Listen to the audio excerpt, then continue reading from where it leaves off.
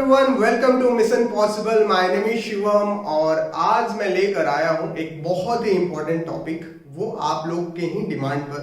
क्योंकि आप लोगों ने, जब मैंने फिजिक्स सीरीज स्टार्ट करी थी तो तब से आप लोगों की डिमांड थी, आपका रिक्वेस्ट था कि सर आप बायो और केमिस्ट्री को भी स्टार्ट कर दो ताकि हम बैलेंस कर सकें।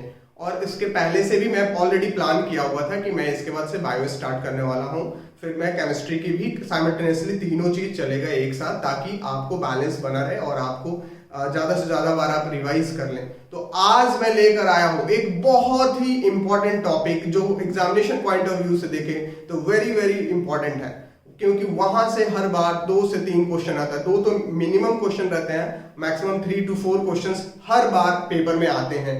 और वो टॉपिक है सेल्स। बायो का सेल्स इतना ज्यादा इंपॉर्टेंट है कि इसमें से क्वेश्चंस हर साल फिक्स से रहते हैं, इसमें से आने ही आने हैं। मतलब अगर बायो से क्वेश्चंस आएगा तो यहाँ से क्वेश्चंस जरूर आएगा, उसी को हम आज देखेंगे और समझेंगे। और एक बार कर लेने के बाद मैं आपको गारंटी देता हूं कि आप यहीं से क्वेश्चंस करके आओगे, इसी थ्योरी से क्वेश्चंस करके आप पूरे के पूरे क्वेश्चंस करके आओगे, क्योंकि कोई भी क्वेश्चंस बाहर से नहीं पूछने वाला। क्वेश्चंस कराने के बाद, थ्योरी कराने के बाद मैं आपको इसके पूरे, इस पर जितने भी बेस्ट क्वेश्चन होंगे उसको भी मैं करा दूंगा, क्वेश्चंस और प्रीवियस ईयर पेपर भी सॉल्व करा दूंगा, जिससे आपको पता चल जाएगा कि आपने जो थ्योरी पढ़ा क्या उससे क्वेश्चंस कर पा रहे हो या नहीं कर पा रहे हो। तो चलो शुरू करते हैं और देखते हैं सेल्स को। हाँ जी, सेल्स के बारे में पढ़ना है हमें, बहुत ही ज्यादा इंपॉर्टेंट है। और यहाँ पे किस किस तरीके से क्वेश्चंस पूछ दिए जाते हैं हम इस चीज को समझेंगे। सेल्स दो बेसिक यूनिट ऑफ लाइफ बोलते हैं हम इसे। जो सेल्स जो है, बहुत सारे सेल्स मिलकर टिश्यूज को बनाता है, बहुत सारे टिश्यू मिलकर ऑर्गन्स को बनाता है, और इसी तरीके से एक फॉर्मेशन होता है हमारे बॉडी का। तो ये जो सेल्स भी है एक बहुत ही ज्यादा इंपॉर्टेंट है, और हम पढ़ते हैं, देखते हैं कि क्या है सेल्स के बारे में जो कि पढ़ना है। अब सबसे पहले हम बात करते हैं कि सेल्स के डिस्कवरर कौन थे भाई, कि सेल को किसने डिस्कवर किया था, लिविंग सेल्स में, डेड सेल्स में, सेल थ्योरी किसने दिया, और इस सारी चीजों को हम देखेंगे और समझेंगे वन बाय वन। तो सबसे पहले चलो स्टार्ट करते हैं, और the fundamental unit of life जो है वो सेल्स होता है, और उसी के बारे में हम स्टडी करेंगे और देखेंगे और समझेंगे कि क्या है इसमें। Cells were first discovered by Robert Hooke ने किया था कॉर्क स्लाइस में। रॉबर्ट हुक ने सबसे पहले सेल्स का डिस्कवर किया था, और वो कॉर्क स्लाइस में किया था। कॉर्क स्लाइस, जब आप पेड़ को काट देते हो और उसका जो पार्ट होता है, कटा हुआ पार्ट, वहां पे जो कॉर्क स्लाइस में, वहां पे उसने देखा था, और वो डेड सेल्स था, राइट, वो लिविंग सेल्स नहीं था। तो क्वेश्चन अगर पूछता भी है, आपको पूछता भी है कि सेल्स को किसने डिस्कवर किया था, तो रॉबर्ट हुक ने किया था, लेकिन वो डेड सेल्स में किया था। रॉबर्ट हुक के बाद आते हैं ल्यूवेनहोक आते हैं, और वो क्या करते हैं, इन्होंने लिविंग सेल्स में इसको डिस्कवर किया, और पॉन्ड ऑफ वाटर, तालाब के पानी में इसको इन्होंने एक देखा था, डिस्कवर किया था, देखा था कि वहां पे लिविंग सेल्स को इन्होंने डिस्कवर किया था। तो लियोनहुक ने डिस्कवर किया अपना पॉन्ड वाटर में 3 लिविंग सेल्स को, राइट। फिर आते हैं रॉबर्ट ब्राउन ने क्या किया, बताया कि सेल्स जो है उसमें एक न्यूक्लियस भी है, और उन्होंने न्यूक्लियस को डिस्कवर किया। तो Robert Brown discover the nucleus in the cells. फिर आते हैं पुरकिंजे एक साइंटिस्ट थे जिन्होंने बताया कि सेल्स में प्रोटोप्लाज्म भी होता है। फ्लूइड सब्सटेंस जो होता है वो सेल्स के अंदर एक फ्लूइड सब्सटेंस भी होता है, जिसे हम प्रोटोप्लाज्म कहते हैं, और उसको उन्होंने डिस्कवर किया। तो किसने डिस्कवर किया था?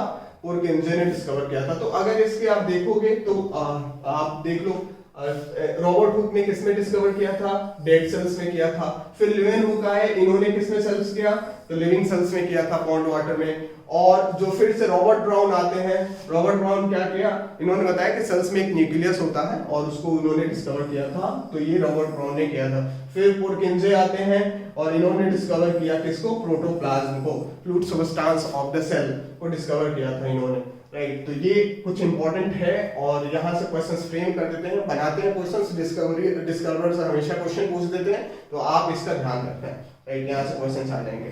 अब देखते हैं हम आगे द सेल थ्योरी। अब आता है इतने, ये तो प्रोटोप्लाज्म को भी बता दिया पुरकिंजे ने। फिर सेल थ्योरी की बात आती है। तो सेल थ्योरी 2 साइंटिस्ट ने दिया था, 2 बायोलॉजिस्ट थे, स्लाइडेन एंड स्वान ने। उन्होंने सेल थ्योरी को दिया था और बताया था कि सेल थ्योरी जो होता है, ये जो सेल होती है वो वहां पे ये बेसिक यूनिट ऑफ लाइफ होती है, और यहाँ पे इन्होंने सेल थ्योरी के बारे में डिस्क्राइब किया था और बताया था। तो वो कौन साइंटिस्ट थे? ये दोनों साइंटिस्ट थे, कौन? स्लाइडेन एंड स्वान थे। तो यहाँ से भी पूछता है कि कौन कौन थे? स्लाइडेन एंड स्वान। तो ये आप जरूर याद रखना, स्लाइडेन एंड स्वान। फिर वर्च्यू आते हैं, इन्होंने बताया कि सेल्स जो है अराइज होती है प्री एग्जिस्टिंग सेल से, यानी प्री एग्जिस्टिंग सेल से अराइज होती है सेल्स, इसको बताया था वर्च्यू ने बताया था। तो ये आप याद रखना, ये 5-6 जो साइंटिस्ट हैं वो सेल के डिस्कवरी में बहुत बड़ा इंपॉर्टेंट रोल प्ले, और साइंस में तो एक आप बोल सकते हो कि इन्होंने बहुत चीजें, एक बहुत बड़ी चीज को इन्वेंट किया, जिससे बताया, डिस्कवर किया, जिससे हमें पता चला कि हमारी जो बॉडी हो पूरी सेल से बनी हुई है, राइट। तो इस तरीके से मैंने अगर इसको एक जगह कंपाइल कर दिया है तो आप देखोगे तो ये आपका है सेल्स को कितने रॉबर्ट हुक ने किया था डेड सेल्स में, और फिर किसने किया था, रॉबर्ट हुक ने किया था डेड सेल्स में, और लिवन हुक ने किया था लिविंग सेल्स में, और न्यूक्लियस को किसने किया था, तो रॉबर्ट ब्राउन ने किया था। फिर आप देखोगे प्रोटोप्लाज्म को किसने किया था, पुरकिंसे ने किया था। याद रखना सेल थ्योरी को स्लाइडेन एंड स्वान ने किया था। तो ये आपको किस तरीके से क्वेश्चंस को फ्रेम कर सकता है, ये क्वेश्चन को इस तरीके से फ्रेम कर सकता है, या तो मैच द फॉलोइंग क्वेश्चंस दे देगा, या आपको दे देगा कि डिस्कवरर का नाम पूछ लेगा, ऐसे सिंपल सा, नहीं तो मैच द फॉलोइंग कर देगा, यहाँ दे देगा किस साइंटिस्ट का मैच करिए, न्यूक्लियस दे देगा, उसमें सेल्स दे देगा, सेल थ्योरी दे देगा, इस तरीके से क्वेश्चन फ्रेम कर सकता है। तो आप बस इतना याद रखना, ये इंपॉर्टेंट है।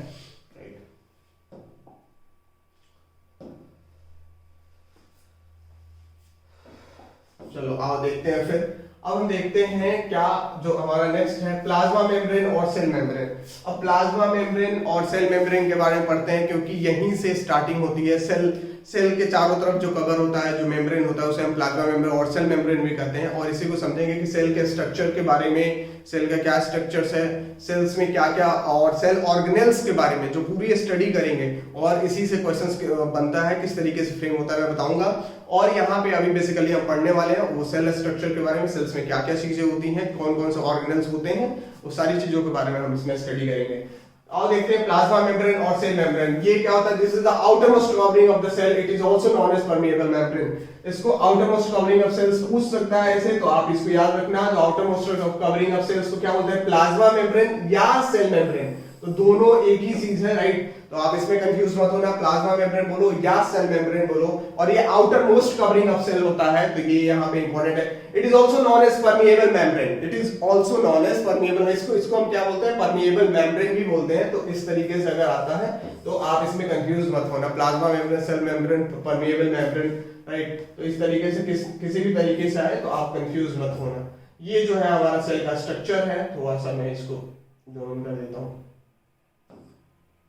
राइट। ये हमारा एनिमल सेल है, राइट। और इसमें आप अगर स्ट्रक्चर की बात करते हो तो देख लो, मैं सबको आपको थोड़ा सा ये डिस्क्राइब कर देता हूँ इसको, जिसके बारे में हम लोग बात कर रहे थे। सेल के चारों तरफ जो आउटर कवरिंग होती है वो क्या होता है, हमारा सेल वॉल होता है। जैसे आप देख सकते हो यहाँ पे सेल के चारों तरफ जो है, जिसे प्लाज्मा मेम्ब्रेन यहाँ पे मेंशन किया है, आप इसको समझ लो थोड़ा। ये क्या प्लाज्मा मेम्ब्रेन है, ये क्या होता है, सेंट्रियोल होता है, जिसको हम डिस्क्राइब करेंगे, एक एक चीज पढ़ेंगे। सेंट्रियोल है, लाइसोसोम्स होता है, राइट, ये राइबोसोम्स होता है, ये वाले जो स्ट्रक्चर्स हैं जो कि प्रोटीन सिंथेसिस में पार्टिसिपेट करते हैं, right. Kitchen of the cell बोलते हैं माइटोकॉन्ड्रिया को, और ये माइटोकॉन्ड्रिया का शेप है। फिर आता है RER, rough endoplasmic reticulum, endoplasmic reticulum, जिसके दो टाइप होते हैं, smooth endoplasmic reticulum, rough endoplasmic reticulum. तो इससे आ जाते हैं साइटोप्लाज्म, होता है fluid substance of the cell, cell के अंदर जो फ्लूइड सब्सटेंस होता है उसी को हम क्या बोलते हैं, साइटोप्लाज्म बोलते हैं। फिर सेल के अंदर एक न्यूक्लियस होता है, फिर एक न्यूक्लियर इन्वेलप होता है, न्यूक्लियर के चारों तरफ जो उसकी कवरिंग होती है उसे न्यूक्लियर इन्वेलप बोलते हैं। स्मूथ एंडोप्लाज्मिक रेटिकुलम, ये एंडोप्लाज्मिक रेटिकुलम की ही टाइप है, तो यहाँ से आता है। और ये गोल्जी एपरेटस, गोल्जी बॉडी क्या स्ट्रक्चर है। तो ये एक एनिमल सेल्स का था स्ट्रक्चर्स, एनिमल सेल। आप इसे स्क्रीनशॉट ले लो, आप इसे कर लेना, ठीक है। तो ये एक एनिमल सेल का स्ट्रक्चर था, होपफुली आपने ले लिया होगा। चलो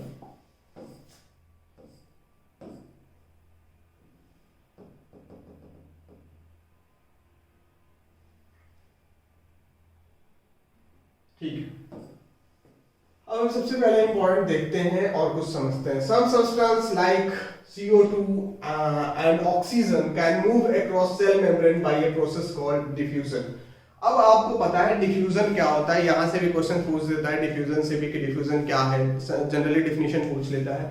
तो some substance like CO2 and oxygen, carbon dioxide, cells में कार्बन डाइऑक्साइड एंड ऑक्सीजन होता है। तो जैसा होता है आउटर जो इन्वायरमेंट होता है, आउटर जो एटमॉस्फेयर होता है, आउटर इन्वायरमेंट में क्या होता है कि ये कार्बन डाइऑक्साइड की मात्रा ज्यादा होती है, सेल के अंदर कार्बन डाइऑक्साइड की मात्रा कम होती है। तो डिफ्यूजन के द्वारा क्या करते हैं, ज्यादा मात्रा, जनरली डिफ्यूजन होता है कि movement of solvent from higher concentration to lower concentration.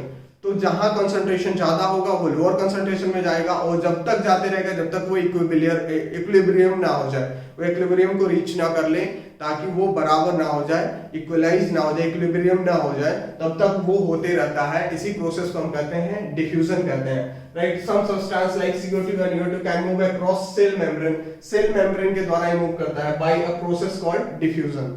और यही डिफ्यूजन को पढ़ेंगे हम, डेफिनेशन देख लेते हैं। Movement of substance from region of high concentration to low concentration is called diffusion. Diffusion plays an important role in exchange between the cells, gases exchange between the cells and as well as the cells and its external environment। ये इससे भी question पूछ देता है कि diffusion क्या क्या important role play करता है। तो एक तो होता है exchange of gases between the cells, cells के अंदर और सेल्स के बाहरी इन्वायरमेंट को ये एक्सचेंज करता है गैसेस को। इसी के प्रोसेस को हम क्या बोलते हैं, किस प्रोसेस के द्वारा करता है, तो ये डिफ्यूजन करता है, राइट। तो ये अपना diffusion plays an important role in gases exchange between the cells as well as cells and its external environment से, राइट। तो ये भी यहाँ से क्वेश्चंस पूछ देता है। अब हम आते हैं और अगला देखते हैं, अब है ऑस्मोसिस।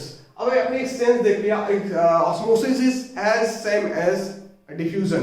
अब इसमें क्या होता है, वाटर सॉल्वेंट का यहाँ पे मूवमेंट होता है ऑस्मोसिस में। So movement of water solvents from higher concentration to lower concentration through semi permeable membrane. अब ये क्वेश्चंस में आता है ऑस्मोसिस में, आप देखना तो उसमें कहता है कि movement of water solvent, right, from higher concentration to lower concentration through semi permeable membrane. तो मैंने क्या बताया था, प्लाज्मा मेम्ब्रेन, सेल मेम्ब्रेन को परमिएबल मेम्ब्रेन भी बोलते हैं, तो इसमें आप कंफ्यूज मत होना। और यहाँ पे देखोगे तो मूवमेंट ऑफ, और यही इसी प्रोसेस को हम क्या बोलते हैं, ऑस्मोसिस बोलते हैं। Movement of water concentration through a selective permeable membrane to a region of low concentration till equilibrium is reached, right. Movement of water concentration through a selective permeable membrane from higher concentration, यहाँ पे थोड़ा सा आप इसको correct कर लेना, from higher concentration, right,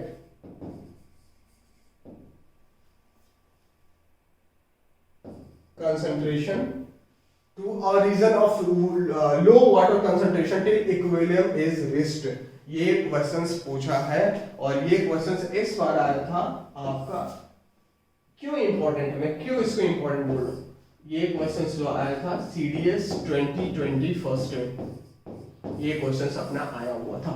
osmosis का definition पूछा था, और डेफिनेशन क्या होता है, movement of water solvent from a region of high concentration to low concentration through its semi permeable membrane is called osmosis, right. It is same as diffusion, right. तो वहाँ movement of substance था, exchange of gases था between the cells और cells and its external environment के बीच में जो होता है, वो उसी प्रोसेस को क्या कहते हैं, जिस प्रोसेस के थ्रू होता है वो डिफ्यूजन कहलाता है, राइट। तो ये क्वेश्चन आया होता है CDS 2020 फर्स्ट में, ये क्वेश्चन था, और ये आपके लिए भी इंपॉर्टेंट है, ये आपके लिए भी आ सकता है। और बहुत बार ऑस्मोसिस कम से कम 10 बार भी पूछा होगा, बार बार पूछता है। डिफ्यूजन, अगर ऑस्मोसिस नहीं पूछेगा तो डिफ्यूजन के बारे में पूछेगा, डिफ्यूजन नहीं पूछेगा तो ऑस्मोसिस के बारे में पूछेगा, तो इस तरीके से चलते रहता है।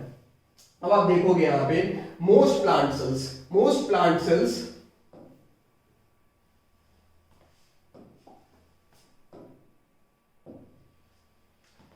राइट, हाँ जी, most plant cells tend to gain water through osmosis. Absorption of water by a plant root is also an example of osmosis. अब ये जो भी वाटर जो पानी लेता है अपने जो जमीन के अंदर से पानी लेता है, उस किस प्रोसेस के थ्रू लेता है, तो वो ऑस्मोसिस के थ्रू ही लेता है। वही जो प्रोसेस वहाँ पे यूज होता है वो ऑस्मोसिस प्रोसेस के थ्रू ही क्या होता है, वाटर एब्जॉर्ब करता है वाटर को जमीन से, राइट। तो ये आप याद रखना। So most plant cells tend to gain water through osmosis. Absorption of water by plant root is also an example of osmosis. तो ये भी याद रखना, अगर इस तरीके के एग्जाम्पल पूछ दे, ये ऐसे बोलेगा कि most plants tends to get water right through which process, right? तो ऐसे पूछ सकता है, तो आप ऑस्मोसिस मारना है इसको, तो ये आपका हो जाएगा। इस तरीके से क्वेश्चन पूछ सकता है, बहुत इंपॉर्टेंट है। ऑस्मोसिस डिफ्यूजन मैंने बताया, उसकी इंपॉर्टेंस को आप समझिए।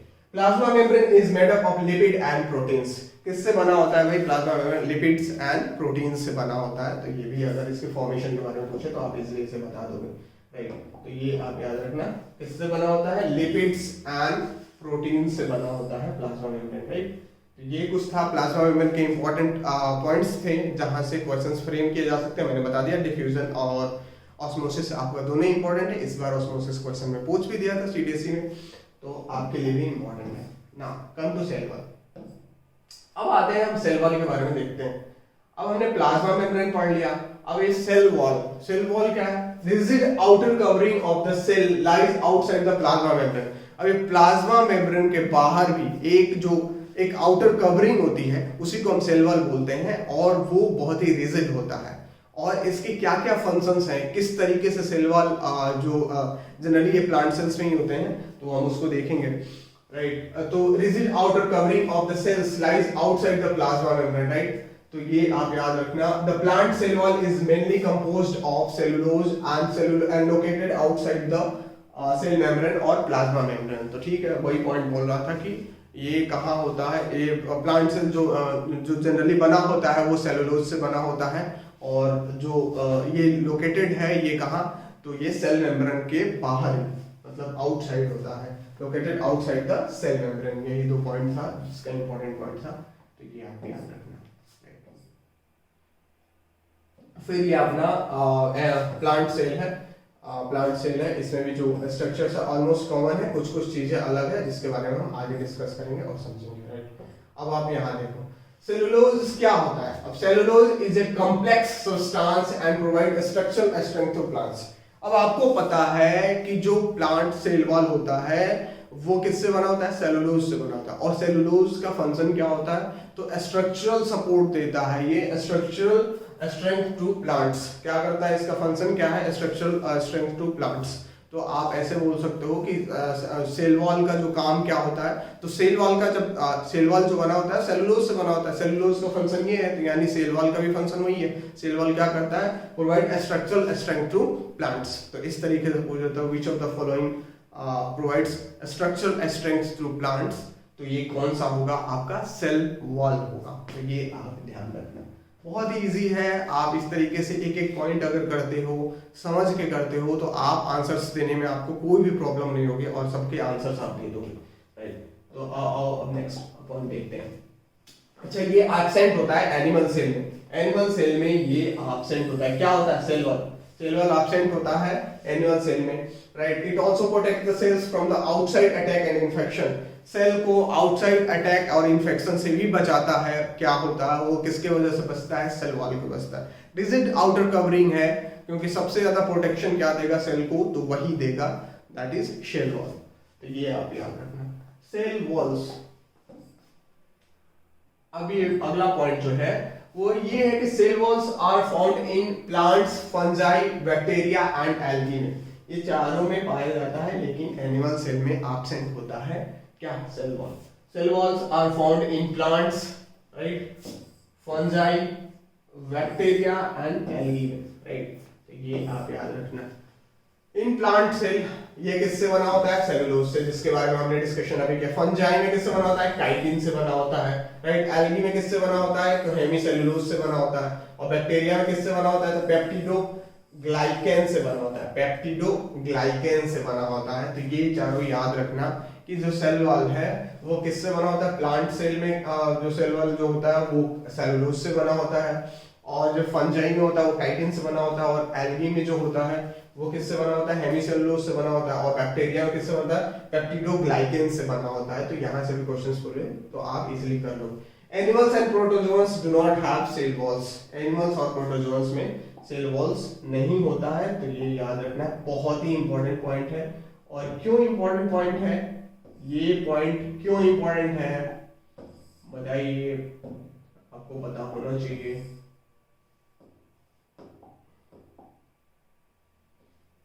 एनिमल्स में, प्रोटोजोअन्स में ये एब्सेंट होता है। ये आपका क्वेश्चन था सीबीएसई 2020 फर्स्ट का क्वेश्चन।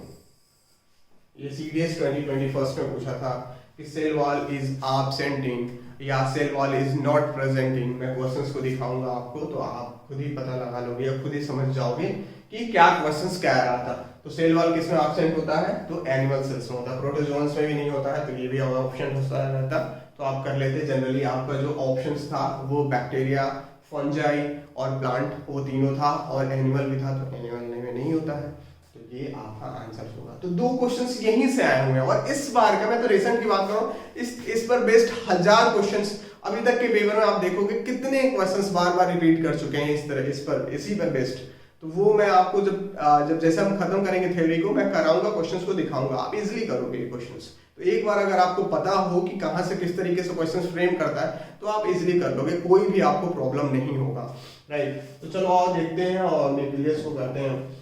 और उसके पहले जो सबसे इंपॉर्टेंट चीज है कि आप लोग जो भी अभी आप पढ़ रहे हो, इंपॉर्टेंट ये है कि आप उसको ज्यादा से ज्यादा बार रिवाइज करो। जब तक आप रिवाइज नहीं करोगे तब तक आप उसको मतलब वही है कि आप उसको मेमोराइज नहीं कर सकते हो, और एग्जामिनेशन में जाके यही गलती करते हैं कि जब आपको रिवीजन सही से नहीं रहता है तो आप ये गलती करके आते हो, वो गलती करके आते हो। तो ये भी एक चीज है कि आप जो पढ़ो आप उसमें हाफ अटेडली कभी भी याद मत करो, आप पूरे अच्छी तरीके से करो, ताकि आपके क्वेश्चंस, अगर वो क्वेश्चंस पूछते हैं जो आप पढ़े हैं, अगर वो गलती करके आते हैं तो डेफिनेटली आप पेपर क्लियर नहीं कर पाएंगे। यहीं पर आप लैग कर जाते हो दूसरों से, राइट। तो आप समझ रहे हो ना। तो ये चीज बहुत ही ज्यादा इंपॉर्टेंट है, और इसका आप खास ध्यान रखो। इसीलिए हमने पहले से प्लान बनाया कि जीएटी को हम लोगों ने टारगेट जो लिया है 400 प्लस का लिया है, उसमें हम सिर्फ और सिर्फ यही बात करने वाले हैं, जिसमें आप मिशन पॉसिबल के ऐप डाउनलोड करेंगे, वहां पे सिर्फ और सिर्फ इंपॉर्टेंट चीज जहां से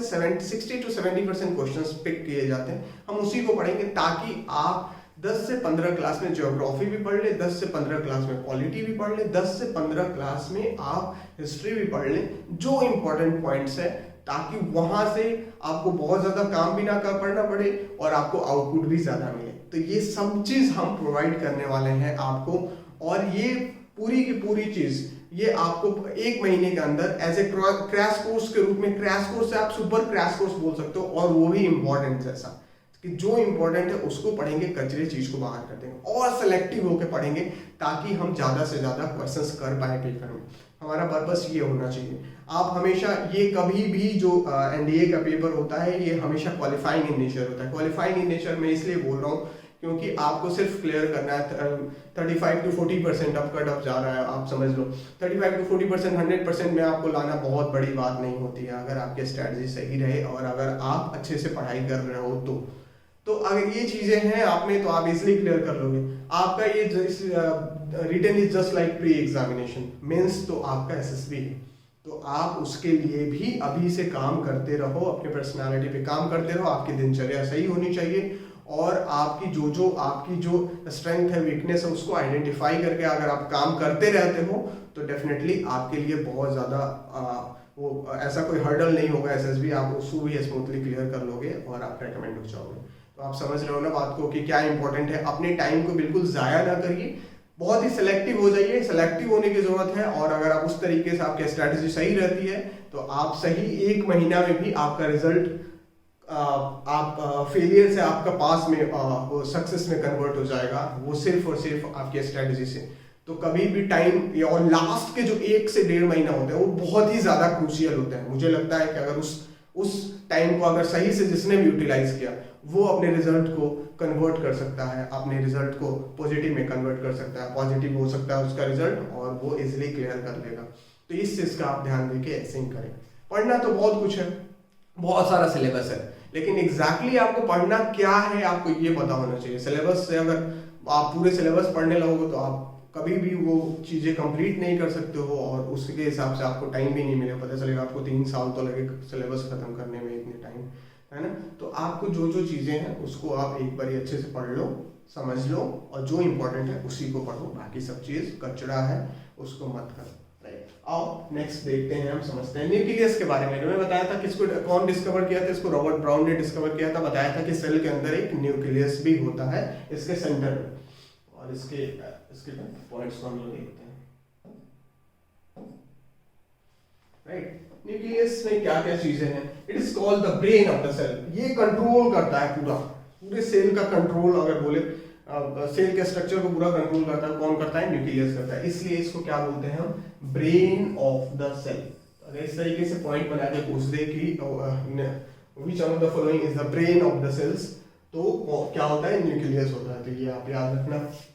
nucleus plays a central role in cellular reproduction, that is conduct cell division.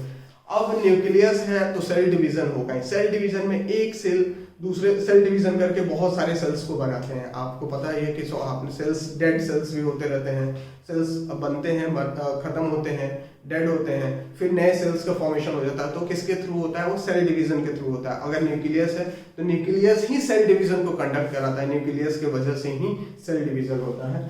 सो ये क्या? Nucleus plays a central role in cellular reproduction, that is conduct cell division. क्या करता है? सेल डिवीजन करता है। DNA is mainly found in nucleus. DNA जो पाया जाता है, डीऑक्सीराइबोन्यूक्लिक एसिड जो पाया जाता है, मॉलिक्यूल्स जो होता है, जो अपने जो कैरेक्टर, अपने पेरेंट्स के कैरेक्टर्स को आपके कैरेक्टर्स में जो आइडेंटिफाई करके, जिसके थ्रू हम पता लगाते हैं, वो डीएनए मॉलिक्यूल्स के थ्रू ही पता लगाते हैं। और वो जो है डीऑक्सीराइबोन्यूक्लिक एसिड जो है मॉलिक्यूल्स, वो पाया जाता है न्यूक्लियस के अंदर। तो ये आप याद रखना, DNA is found in nucleus. वैसे ही पूछ सकते हैं DNA is present in nucleus. तो इस तरीके से, जिस तरीके से पूछे तो आपको पता होना चाहिए, तो आप इजीली कर लोगे, राइट। अब देखो नेक्स्ट पॉइंट। नेक्स्ट पॉइंट ये है, the nucleus contains chromosomes, thread like structure, rod shaped होता है। Thread like rod shaped structure, thread like rod shaped structure होता है इसका, किसका? क्रोमोसोम्स का, right. Rod shaped structure which are composed of DNA and protein. तो पूछ सकता है क्रोमोसोम किससे किससे मिलकर बना होता है? तो डीएनए और प्रोटीन से मिलकर बना होता है। किससे मिलकर बना होता है क्रोमोसोम? डीएनए और प्रोटीन से मिलकर बना होता है। तो ये आप याद रखना। और उसका स्ट्रक्चर कैसा होता है? थ्रेड लाइक स्ट्रक्चर होता है, रॉड शेप्ड का होता है। सेल डिवीजन के पहले वो रॉड शेप जैसा होता है क्रोमोसोम्स, और वो किससे मिलकर बना होता है? डीएनए एंड प्रोटीन से मिलकर बना होता है। Chromosomes contains information for inheritance of characters from parents to next generation in the form of DNA molecules. DNA molecules के फॉर्म में वो क्या करता है? अपने पूर्वजों से उसके कैरेक्टर को शो करता है। वो किसके थ्रू हमें पता चलता है? डीएनए मॉलिक्यूल्स के थ्रू। और वो क्या करता है? ये जो इंफॉर्मेशन रखता है वो क्रोमोसोम्स में ही होता है। So chromosome contains information for inheritance of characters from parents to next generation in the form of DNA molecules. किसके फॉर्म में रखता है? डीएनए मॉलिक्यूल्स के फॉर्म में रखता है। तो ये बहुत ही इंपॉर्टेंट पॉइंट है, इसको आप जरूर याद रखना। मोस्टली चीजें यहाँ से भी क्वेश्चंस फ्रेम कर देता है, तो आप इसको कर लेना। अब जो नेक्स्ट पॉइंट देखते हैं, नेक्स्ट पॉइंट हमारा है, ये है कि functional segments of DNA are called genes that control the transfer of characters from parents to next generation. वही पॉइंट है सेम जो हमने अपने ऊपर पॉइंट किया था, वही है। द फंक्शनल सेगमेंट्स जो डीएनए का होता है वो जीन्स होता है। तो ये आप रखना, फंक्शनल सेगमेंट्स ऑफ डीएनए अगर पूछता है तो क्या होता है? जीन्स होता है। That control the transfer of characters from the parents to next generation, right. Parent से नेक्स्ट जनरेशन में जो होता है, जो अपना सेगमेंट होता है, फंक्शनल सेगमेंट होता है, वो जीन्स के थ्रू ही ये कंट्रोल होता है, ट्रांसफर होता है characters from parents to next generation. तो ये आप याद रखना, फंक्शनल सेगमेंट ऑफ डीएनए क्या होता है? वो जीन्स होता है, और वो कंट्रोल करता है transfer of character from parents to next generation. ये इंपॉर्टेंट पॉइंट था, यहाँ से भी क्वेश्चंस फ्रेम कर देते हैं, आप इसको कर जरूर लेना। जो नेक्स्ट पॉइंट है वो हमारा ये है, the nucleus has double layer covering called nuclear membrane. Nuclear membrane से क्वेश्चन पूछता है और आया भी है। तो nucleus has a double layer covering called nuclear membrane. ये न्यूक्लियर एनवेलप भी बोल सकते हो, न्यूक्लियर मेम्ब्रेन भी बोल सकते हो। न्यूक्लियस के चारों तरफ जिसकी कवरिंग होती है उसे हम क्या बोलते हैं? न्यूक्लियर मेम्ब्रेन बोलते हैं। अब न्यूक्लियर मेम्ब्रेन को हम पढ़ेंगे, देखेंगे इससे क्या किस तरीके से क्वेश्चंस फ्रेम कर सकता है। तो ये आप देख लो, राइट। तो अब इसमें nucleus is separated from the cytoplasm by a membrane called nuclear membrane. क्या है? Nucleus is separated. अब मैंने बताया था सेल में एक न्यूक्लियस होता है उसके सेंटर में, और वो उसको सेपरेट करता है किससे? साइटोप्लाज्म से। साइटोप्लाज्म क्या होता है? Fluid substance of the cell. Fluid substance, जो फ्लूइड सब्सटेंस होता है सेल के अंदर, उसको हम क्या बोलते हैं? साइटोप्लाज्म बोलते हैं। तो न्यूक्लियस जो होता है, nucleus is separated from the cytoplasm bye membrane called nuclear membrane. अब साइटोप्लाज्म है, उसको जो है न्यूक्लियस को जो साइटोप्लाज्म से अलग करता है, जिस मेम्ब्रेन के द्वारा अलग होता है, उसे हम क्या कहते हैं? Nuclear membrane. यही है न्यूक्लियर मेम्ब्रेन का डेफिनेशन। It has pores. क्या होता है? इसमें पोर्स होता है। अब ये पोर्स होता है तो क्या करता है?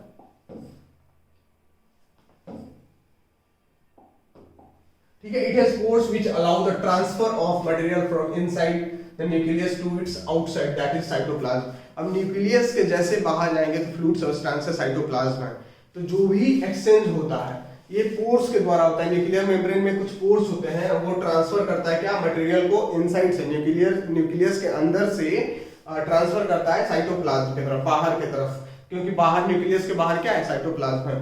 So material from inside the nucleus to its outside, that is to the cytoplasm. Cytoplasm में जो एक्सचेंज करता है वो किसके द्वारा होता है? उसके पोर्स, न्यूक्लियर मेम्ब्रेन के पोर्स के द्वारा होता है। तो ये आप याद रखना हमेशा, right. The outer layer of the nucleus is connected through the endoplasmic reticulum of the cell. Outer layer of जो outer layer होता है न्यूक्लियर मेम्ब्रेन का, वो किससे कनेक्ट होता है? तो एंडोप्लाज्मिक रेटिकुलम से कनेक्ट होता है। ये एक सेल ऑर्गेनल्स होता है एंडोप्लाज्मिक रेटिकुलम, जिसके बारे में हम बहुत ही विधिवत रूप से, विस्तृत रूप में पढ़ेंगे और समझेंगे। इसके बारे में बहुत ही डिटेल वे में हम इसे पढ़ेंगे, देखेंगे एंडोप्लाज्मिक रेटिकुलम में कि इससे क्या पूछ देता है, किस तरीके से इसका फंक्शंस क्या होता है एंडोप्लाज्मिक रेटिकुलम का। एंडोप्लाज्मिक रेटिकुलम दो टाइप्स के होते हैं और इसके क्या फंक्शंस होता है, क्योंकि एंडोप्लाज्मिक रेटिकुलम से भी क्वेश्चंस आए हुए हैं, स्मूथ एंडोप्लाज्मिक रेटिकुलम और रफ एंडोप्लाज्मिक रेटिकुलम। तो यहाँ से क्वेश्चंस आए हुए हैं जिसे हम समझेंगे और देखेंगे, राइट। तो जो आउटर लेयर होता है न्यूक्लियर मेम्ब्रेन का, वो कनेक्टेड होता है किससे? एंडोप्लाज्मिक रेटिकुलम से। तो ये याद रखना, कहीं इस तरीके से क्वेश्चंस बना दे तो आपको पता होना चाहिए। एक बार से दो बार इसको आप रिवाइज करोगे, सब मेमोराइज कर लोगे, सब याद हो जाएगा आपको। चलो अब देखते हैं साइटोप्लाज्म। वही था भाई, फ्लूइड सब्सटेंस था सेल के अंदर, जो फ्लूइड सब्सटेंस होता है, प्रोटोप्लाज्म, साइटोप्लाज्म, उसी को हम कहते हैं फ्लूइड सब्सटेंस, राइट। वही होता है cytoplasm. Cytoplasm is a fluid like, क्या है भाई? Fluid like substance filled in the cell. Cell के अंदर होता है फ्लूइड लाइक सब्सटेंस, उसी को हम साइटोप्लाज्म बोलते हैं। और it can also be defined as the part of the cell present between the cell membrane and the nuclear envelope. Nuclear envelope और सेल मेम्ब्रेन, न्यूक्लियर एनवेलप और सेल मेम्ब्रेन के बीच में जो पार्ट होता है उसी को हम क्या बोलते हैं? साइटोप्लाज्म, क्योंकि उसी पार्ट में तो साइटोप्लाज्म होता है, उसी पार्ट में तो फ्लूइड होता है। तो ये इसी को it can also be defined as the part of the cell present between the cell membrane. Cell membrane तो होता है सेल के चारों तरफ जो मेम्ब्रेन होता है, सेल को जो कवर करता है, और न्यूक्लियर एनवेलप जो न्यूक्लियर को कवर करता है, उसके बीच के जो पार्ट होता है उसी पार्ट को हम क्या बोलते हैं? साइटोप्लाज्म बोलते हैं। तो ये आप इसलिए आप इसे समझ सकते हो। आप अगर आप इसे फिगर से समझना चाहते हो तो फिगर से भी देख सकते हो।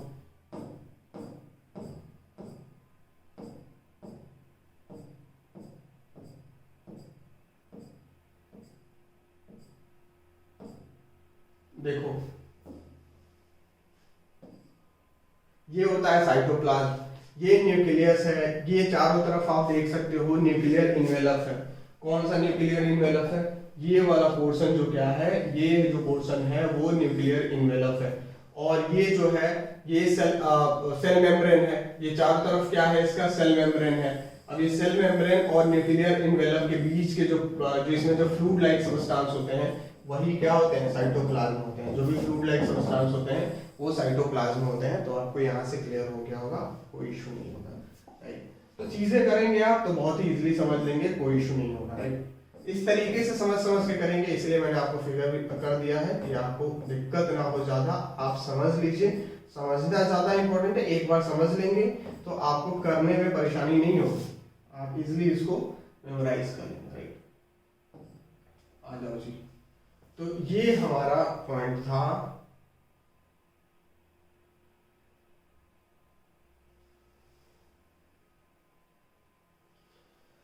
Cytoplasm is the fluid like, ठीक है, present between the cell membrane. Cytoplasm is the fluid content inside the plasma membrane. अब प्लाज्मा मेम्ब्रेन सेल मेम्ब्रेन के अंदर जो फ्लूइड कंटेंट होते हैं उसी को हम साइटोप्लाज्म बोलते हैं, जिसका मैंने जिक्र ऑलरेडी कर लिया है, आपको मैंने अभी बताया था फ्लूइड लाइक सब्सटेंस होता है, उसी को हम साइटोप्लाज्म बोलते हैं। It also contains many cell organelles which perform a specific function for the cell.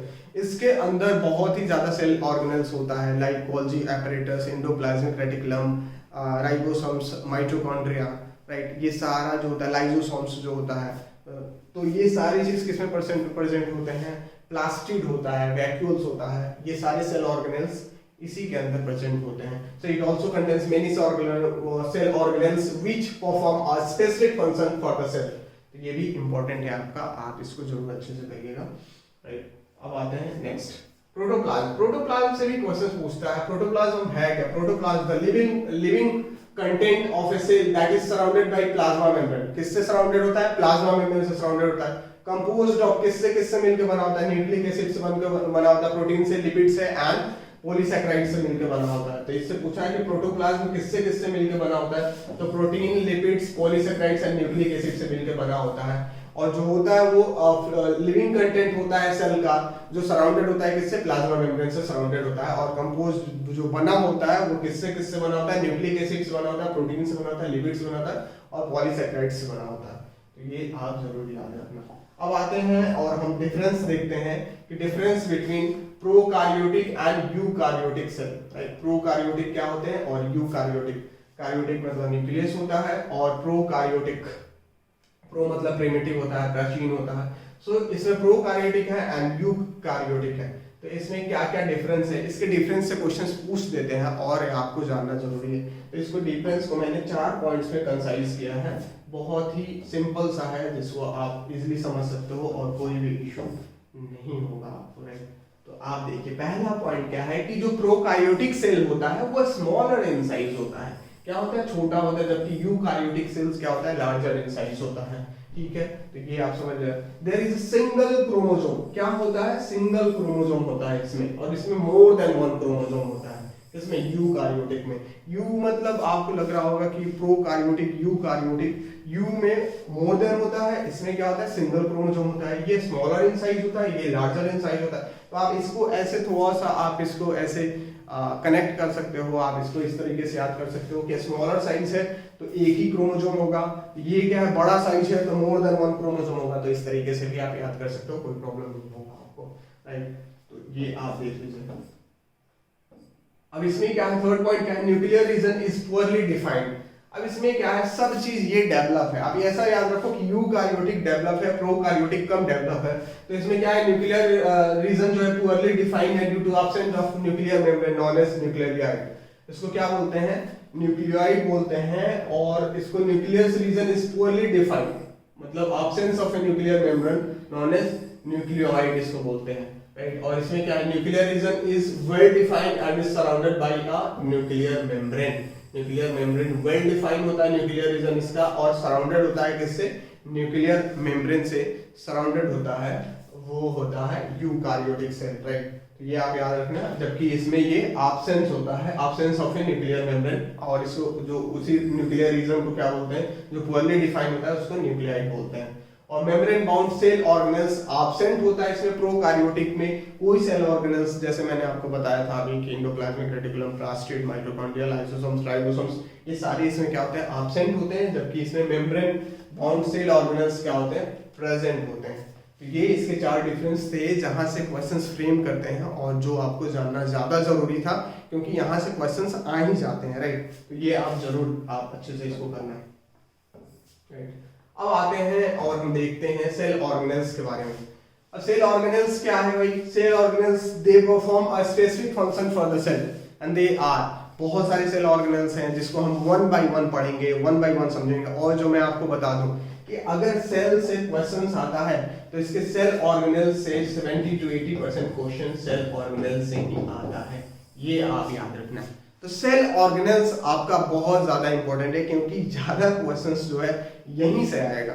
70 to 80% question cell organelle से ही आता है, तो आप इसको जरूर ध्यान से करना।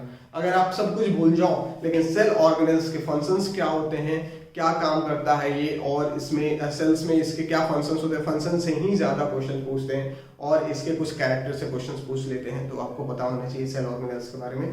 तो ये सेल ऑर्गेनेल्स बहुत ज़्यादा इंपॉर्टेंट है, इसलिए मैं आप इसको इंपॉर्टेंट टेक कर लेना, वेरी वेरी इंपॉर्टेंट कर लेना, इसको जरूर करना। और वन बाय वन हम देखेंगे, समझेंगे कि क्या है हर सेल ऑर्गेनेल्स को, राइट। तो हम देखते हैं, सबसे पहले उठाते हैं हम इंडोप्लाज्मिक रेटिकुलम। इंडोप्लाज्मिक रेटिकुलम का काम क्या होता है? इंडोप्लाज्मिक रेटिकुलम का शेप दिखाया था मैंने आपको। It is a large network होता है of membrane bound tubes and seats, look like oblong bags, vesicles के जैसा दिखता है ये, राइट। तो ये आप याद रखना क्या होता है, लार्ज नेटवर्क होता है of membrane bound tubes and seats का, इसका ट्यूब्स एंड सीट्स का। लुक लाइक क्या होता है, ऑब्लॉन्ग बैग्स जैसा दिखता है, वेसिकल्स जैसा दिखता है ये। There are two types of endoplasmic reticulum. One is rough endoplasmic reticulum, or second is a smooth endoplasmic reticulum. And what are their functions? We will discuss here. Right. अब देखते हैं इसके functions, देखते हैं कि function endoplasmic reticulum के कौन-कौन से functions होते हैं, तो इसके बारे में देखेंगे। तो जो सबसे important, जो सबसे ज्यादा बार पूछा हुआ क्वेश्चन है वो ये है कि ये इसका जो काम होता है, transport of material between various parts of the cell, specially proteins को।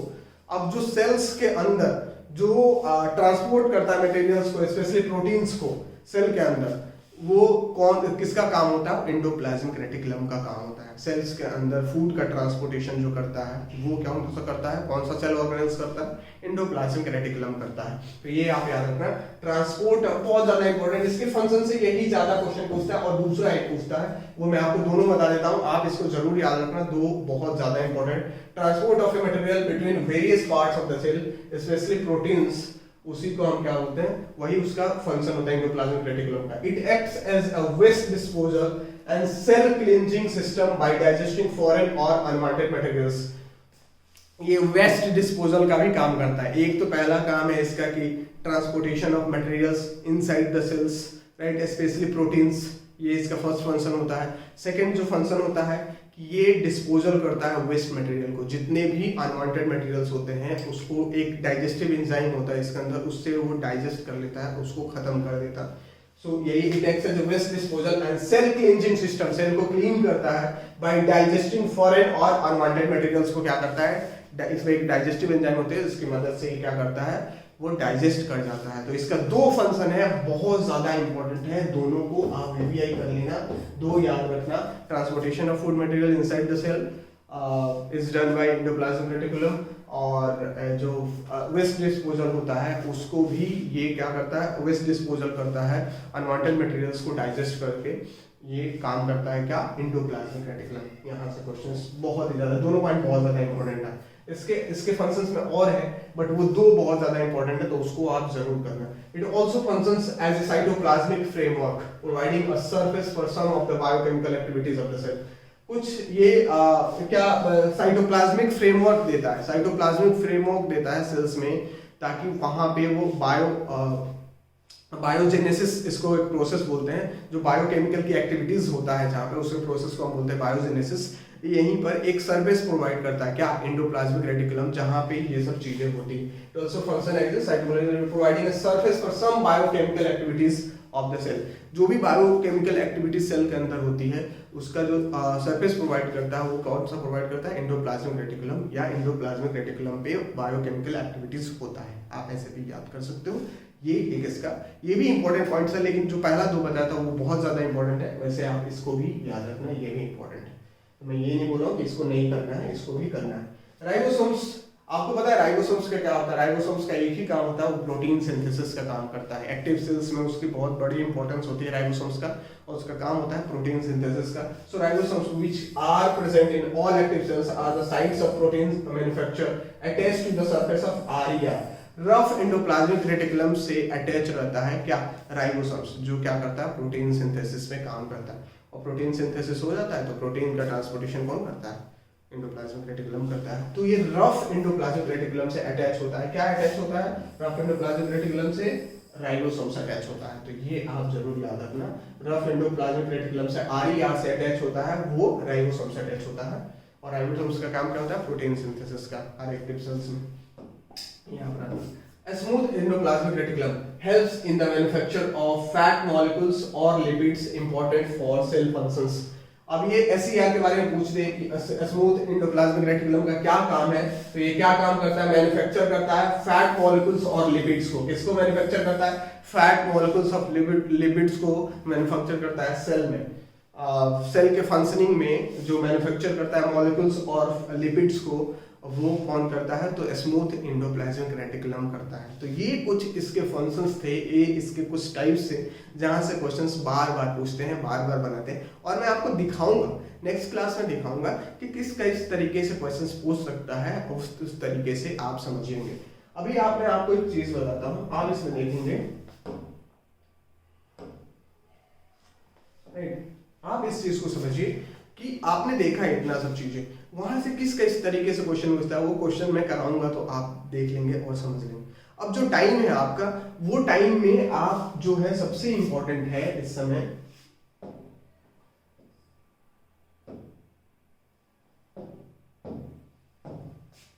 हाँ जी, वो सबसे ज्यादा इंपॉर्टेंट है इस समय अगर आपका टाइम, तो इस टाइम को है कि आप अपने सब्जेक्ट को बैलेंस करके चले। और सब सारी चीजों को मैंने बताया है कि जब आप साइंस कर रहे हो, राइट, साइंस का आप मेरे पे छोड़ दो और जीएटी का आप मेरे पे छोड़ दो, क्योंकि आपके पास टाइम नहीं है। मैं इन दोनों चीजों का जो भी 90% क्वेश्चंस आएगा वो मैं करा दूंगा आपको बस 1 महीने के टाइम में। आप मेरे को 1 महीने दो, आपको मैं 400 प्लस के लाइव बना दूंगा। इतने टाइम में बता रहा हूँ क्योंकि मैं बस आपको करना आना चाहिए, आपको पढ़ना आना चाहिए। जो मैं बता रहा हूँ उसको आप कर लो। आपको निमोनिक्स दे दूंगा, मैं आपको ट्रिक्स दे दूंगा, आपको बहुत सारे हैक्स दे दूंगा जिससे आप याद कर लेंगे और अपने 400 प्लस टारगेट को आप इजिली अचीव कर लेंगे। आप तैयार हो जाइए। 5 तारीख से जो बैच स्टार्ट है, 5 तारीख से आप जल्दी से जल्दी मिशन पॉसिबल के जो एप्लीकेशंस को डाउनलोड करिए, और 5 तारीख से जो स्टार्ट हो रहा है हमारा वो 1 महीने का, वो बहुत ही ज़्यादा इंपॉर्टेंट है। आपको जीएटी के लिए और कुछ नहीं करना है, मैं तो बोल रहा हूँ वहाँ से कर लेना और 18 तारीख के बाद मिलना और आप बोलना कि सर आपने बताया था तो हमने ऐसा किया, और आप उसका रिजल्ट आपको खुद पता चल जाएगा और आपका रिजल्ट जो है वो कन्वर्ट हो जाएगा। तो आपका टाइम इंपॉर्टेंट है। बहुत सारे लोगों का लास्ट चांस होगा, इस टाइम को जाने मत दो। एक बार जाने दिए तो लाइफ भर रिग्रेट रहेगा।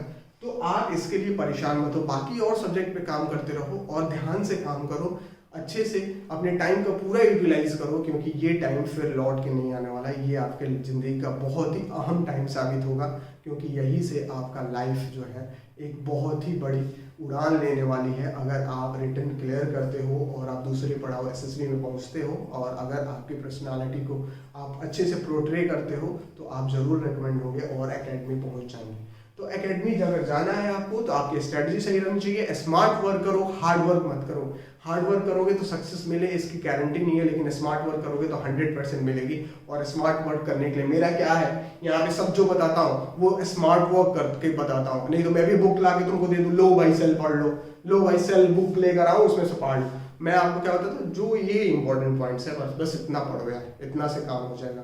तो उसी तरीके से आपको सारे सब्जेक्ट में अगर मिल जाए तो कितना मजा आ जाएगा, आप समझ सकते हो। और उस सारे सब्जेक्ट को जीएटी को मैं पूरी अच्छी तरीके से कराना हूँ। So don't worry about that. हम लोग जल्दी मिलते हैं नेक्स्ट क्लास में एक नेक्स्ट टॉपिक के साथ, और फिर करते हैं धमाल उसमें। और वो टॉपिक होगा केमिस्ट्री का, क्योंकि हम तीनों सब्जेक्ट को बैलेंस करके चलेंगे। चलिए मिलते हैं नेक्स्ट क्लास में। Till then have a good day, जय हिंद।